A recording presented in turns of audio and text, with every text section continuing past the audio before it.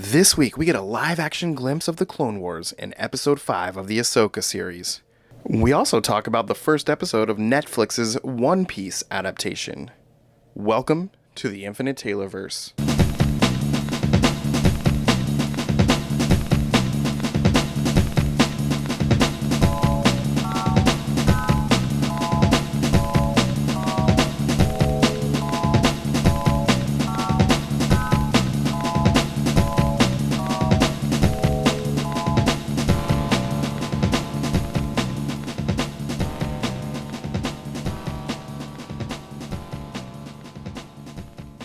Warning. Red alert. Ay, ay, ay, ay, ay! Danger, Will Robinson. Danger. That's the emergency alert. This episode is full of spoilers for some of the latest and greatest nerdy movies and shows. Spoilers. Listener discretion is advised. What's up, everybody? Welcome to the Infinite Taylorverse podcast. I'm Billy Taylor. And I'm Taylor Oxner. And this week, we're coming at you guys with a little bit of fun things that are going on out there in the pop culture universe. But Taylor, before we get started, what are you nerding out about this week? This week, I watched the movie Justice League versus the Fatal Five. Oh, nice. It is one of the few Bruce Timm animated movies post him working on the show and everything. And it might be the first appearance of Jessica Cruz, but I'm not sure, for Green Lantern. But it's really good. I recommend it.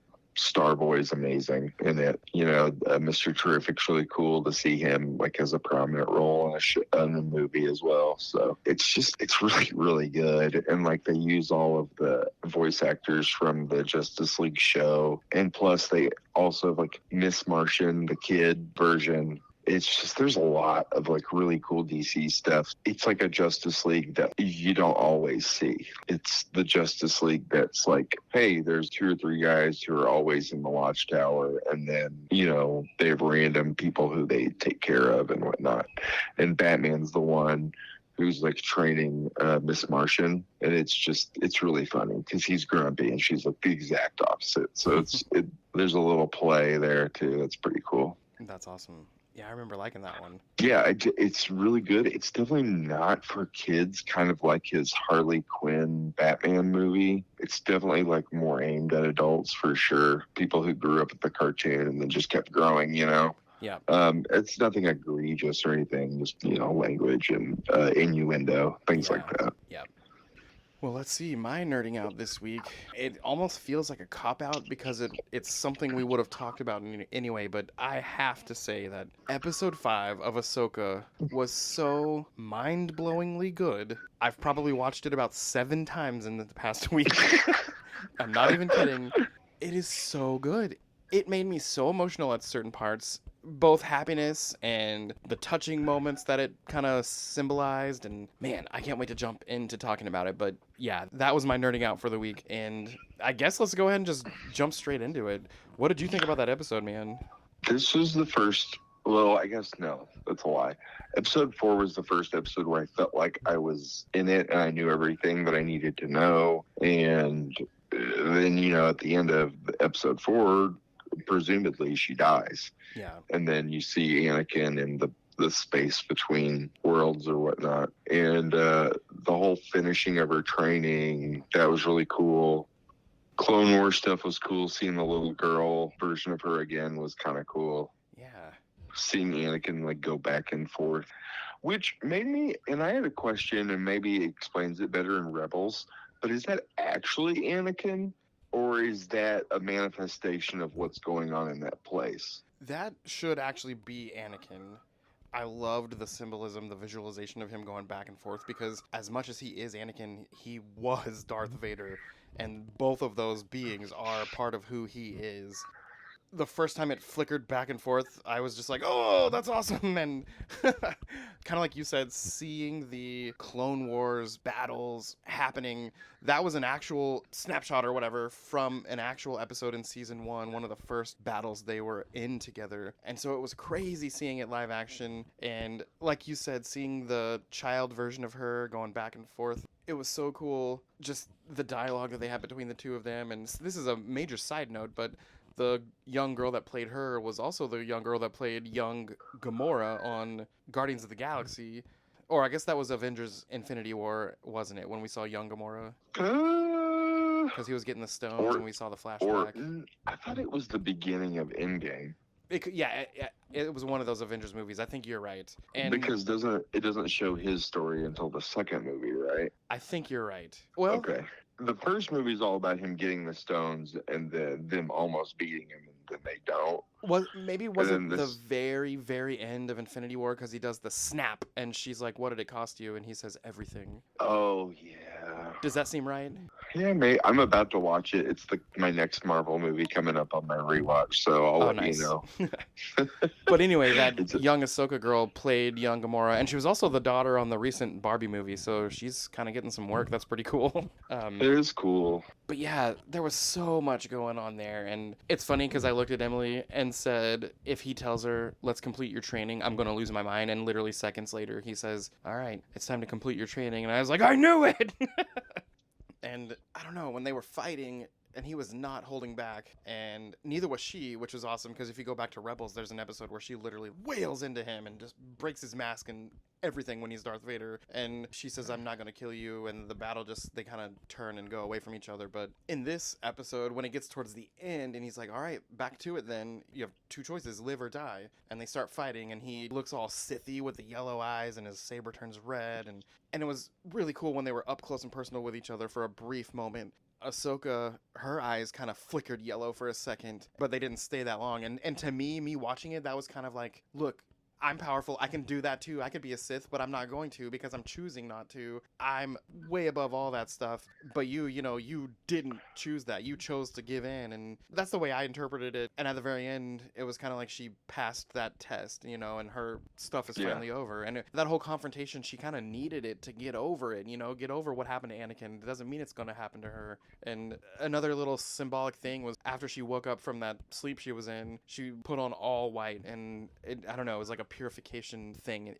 Yeah, it was just so good. I've watched it, like I said, I think 6 or 7 times at this point. Didn't it feel like when she wore the all white, didn't it feel like Gandalf coming back? Yeah, it did. I remember watching that part and like, oh, it's like Gandalf. She's Gandalf. Oh, it was also cool. Even if it was a brief one-liner, Captain Rex ran through and talked to her. That was so cool. And it was that was cool. Voiced by Tamura Morrison, who obviously plays Boba Fett and Jango Fett and all that. That'll be cool if we get to see an older him at some point. That'd be crazy. That would be cool.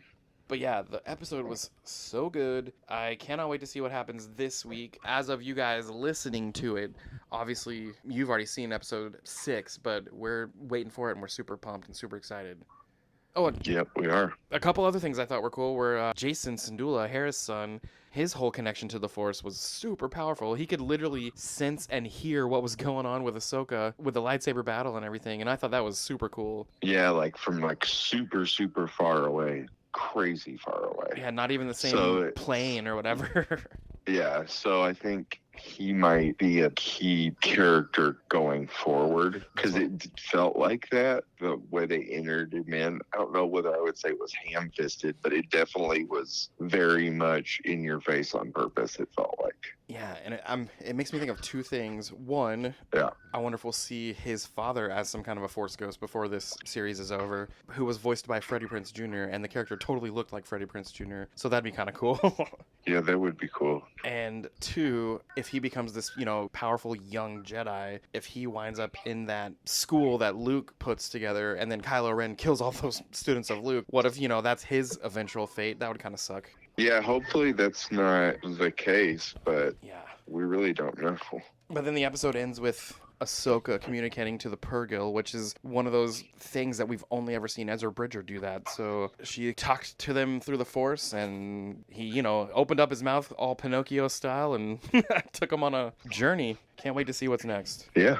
Well, Elsewhere in the news this week, there's not a ton going on, but Marvel released a cool thing. Anyone that was a fan of the Werewolf by Night last Halloween, it's still on Disney Plus, but this Halloween they're releasing a colorized version, and not the original color from the camera version, but a colorized version like they used to do to black and white TV back in the day. Oh, so is it going to be like a Technicolor, Yes. like the colors will be like really orangey and stuff like that? Yes. That's cool. Yeah, it's going to be the same exact thing, but I'm excited to see what it looks like, especially Man-Thing all colorized. Yeah, that would be crazy. Very crazy. Very cool, though. And we're super close to Loki Season 2. October 6th is when that comes out, and what I read is it's going to literally pick up right where Season 1 ended, in that exact moment. No time has passed at all. I think we've known that for a while, right? I think so, and I've seen the trailer. I think we talked about it a little bit last week. It looks so good. That character's awesome, and I'm real excited about Ki-Hee Kwan, aka Short Round, being in it, so I just want to know what his purpose in that show is. Yep, absolutely. Let's see, over on DC, the only real news is that since we last talked here, the Aquaman and the Lost Kingdom trailer has released. Did you have a chance to see that? I did. Do you want to say what you think first? I don't know. It's the last story in the whole Snyderverse that will exist, and I don't know. I don't know what to think because the second of a DC movie has not had a good track record. And there's a couple cool visuals in that trailer, but I think I'm going to hold judgment on thinking it's ultra awesome until I actually see it. I thought the storyline was super dumb. Yeah, right? At least the trailer, and I'm not even sugarcoating it. It just was like, this is dumb. Yeah.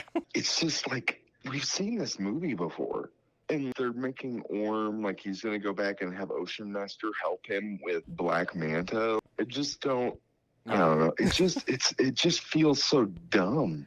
It did seem a little kind of convoluted and choppy. Well, it's like you had this whole movie, right? And everything in that movie, basically, you're changing. It's basically like, oh, let's just, it's like, oh, I'm not worthy to be the king. I'm not good at it. You know what I mean? That's the same movie we just watched. Right. It's just with a couple different things turned around. Honestly, like this is, in my opinion, it just seems real dumb, lazy and dumb. Yeah. But the visuals are amazing. I will say. Black Manta is one of my favorite characters in all DC just because of the way he looks. Yeah. I thought he looked great. Yeah. And they're doing like a magic black trident, which, okay. You know what I mean? Like, it's just, I don't know. Maybe I'll see it and I'll enjoy it. I love Jason Momoa. He's great. I'm sure I'll find it entertaining. I'm just like, I've seen this movie before. Literally, Aquaman 1 feels like the same movie. Yeah. Just with a few things changed around. And if that's kind of what they were going for, okay, whatever. I know they made a ton of movie overseas with it. So we'll see. I just don't understand why they're going forward with this stuff still. Like, it doesn't even, it's frustrating. Yeah, my thought about it is the fact that it's already made, but then they did what they did with Batgirl, so I don't know. Well, maybe it's because it made them so much money the first time. Yeah. And maybe it's Jason Momoa. Maybe that's part of the contract. I don't know. Yeah, I guess that would make sense. Maybe you're right. Maybe it was because they were already shooting it. But if that was the case, why didn't we get it way longer ago? Yeah, maybe they had to do some Amber Heard edits. Yeah, and we saw her in the trailer for like a half second. Yeah. I don't know. Yeah. But my positive thought was, well, visually this looks really good. But my second thought was, hopefully we get hooked up with some free tickets. Yes. There's no version of me that wants to like go and pay for this. Absolutely. It's like, this will be on Max at some point. Yeah, and doesn't that kind of bum you out about DC movies that there's one that's coming out with a big name actor and it should be like this big spectacle of a thing, and you're just like, I could wait to ruin it. It really does bum me out. I mean, as a DC fan, and like me, I am more in the Marvel camp, but I straddle a bit. People already give DC such a hard time about their movies. These decisions are the reason why. Yep. I think when they announced the James Gunn thing, they should have just been like, all right, this is it. Done. They should have waited to release this Aquaman and then Blue Beetle, in my opinion. Oh, I absolutely agree. This should have came a long time ago because it's not part of this new world they're creating. Yeah, it's going to be nothing but confusing to casual fans. Yeah. But we'll see. Yep. I mean, as far as we know, it could be hysterical. Like, it could be just a funny movie. You know, we could get like a Thor Ragnarok or something out of it, hopefully. But other than that, I can't see this being impactful in any way except to make Jason Momoa look even better. Yeah, that's true. You know, I mean, I just don't. It's dumb. Yeah. Let's move on. Well, I did forget to mention one Star Wars thing. It sounds like the Donald Glover Disney Plus Lando series that has been greenlit is still happening, but now they've kind of shifted gears and it's going to be a movie that gets released in theaters. So it's still happening, but it's no longer a show, but a movie instead. And I'm cool with that. Yeah, Donald Glover as Lando is like one of my favorite new Star Wars things. Oh, same here. He definitely nailed that part. I forgot who it was. Maybe it was Kevin Smith and Mark Bernardin in their podcast, and they mentioned that they would love kind of a young Indiana Jones style show where it starts with Billy D. Williams dressed as Lando, and he starts talking like, remember the time when I blah, blah, blah, blah, blah, and he trails off, and then it's Donald Glover doing the adventure. That would actually be kind of a cool show. That would be cool. It doesn't matter if the show wasn't cool. Just because Donald Glover is Lando Calrissian makes it cool. Exactly. The guy is awesome. He's the coolest character in Star Wars, in my opinion. As the young ones some would people, say. I think Han Solo would be the most cool character, but I mean, nobody's smoother than Lando. Right? As the youngins would say, he's got that Star Wars riz. Yeah, he definitely is a Wizard of Oz. Right? He's with the Rizzle Alliance. Yeah.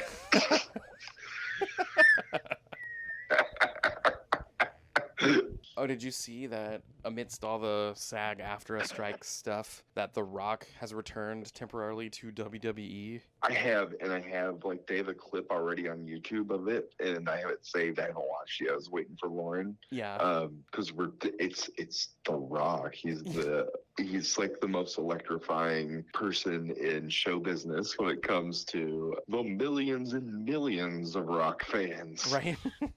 Wanting him back in the WWE. So I don't know if he's like there to stay or if it's just here for a storyline or two, but I'm pumped. It's kind of cool for some of these guys that, want to work but kind of can't because of their contracts and stuff. But hey, this is not under that contract. He can do other work in the meantime. Yeah, I mean, it wouldn't surprise me if that's in every contract where he's like, yeah, I might go wrestle, or something like that. I don't know what his contract deal is with WWE, but whatever it is, it's no matter what they can pay him, it's not enough. Yeah. Well, one other kind of random thing is this past week we both watched the first episode of the live action adaptation of One Piece. Hey, what'd you think about that? I loved it. Yeah. Absolutely loved it. Never seen an anime to live action be this good ever. Yeah. I'm trying to think of one, and I can't come up with one. I mean, wouldn't you say Dragon Ball Evolution from the early 2000s?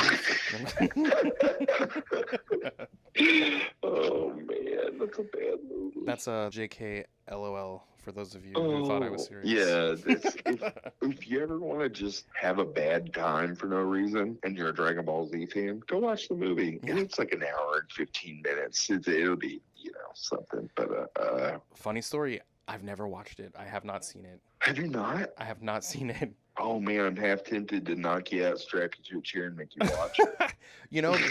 I've heard the comparison of my pain. Avatar, The Last Airbender people, how much they hate that M. Night Shyamalan movie. I heard it's kind of a similar thing. Yeah. Maybe one weekend I'll just watch it. Maybe we can watch it together. Yeah, maybe we'll have like a fun episode about it, like just a one-off or something. We always talk about stuff we love. We could have a stuff we hate episode. Yeah, stuff we hate. That would be really fun. Maybe we could do like a year-end list thing. Yes. But yeah, it's absolutely awful. Yeah, we'll throw that down the pipe for you guys. Stuff we did not like. Or maybe it'll be an episode of stuff I hated and Taylor liked. Which will be like 3 things. But yeah, One Piece, I thought it was a lot of fun. It kind of like you said, it was a pretty good adaptation. I don't have a lot to compare it to because I haven't seen the actual series One Piece. Oh, have you never seen any episode of it? I haven't seen a single episode of it. It's a blast. It Yeah. really is. I never finished it because there's 1,000 episodes of it. Literally, no exaggeration on that part. Right? Which is, I think it's like the most episodes in an anime, maybe. I don't know. But yeah, it's one of those that's just fun. Yeah. It was fun, you know, the way they went back and forth, back and forth. I was hoping they would show how he got his stretchy powers. And for people who watched the series, I'm sure obviously they knew. But as a person who went into it blind, like, oh, cool, he ate a fruit.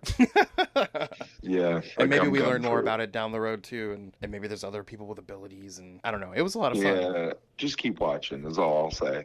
Okay. But my favorite thing so far in that episode was the amount of times the joke about them being a team Yeah. is just ignorance is bliss. Yeah. Look at it, it's just so funny to me. I don't know why. He's just so good at playing an innocent, earnest character. hmm I don't know. I just think he's awesome. Yeah. He's so funny. But yeah, if you haven't checked it out, guys, go watch it. It's on Netflix. The whole season dropped, and it's a lot of fun. Also, side note on that, if you want an even more laughs and you've already watched the first episode, if you go on YouTube, they have the actors doing pickup lines. Oh, And That's it's awesome. very funny. that is awesome. Well, hey, you guys, that's about it for the week.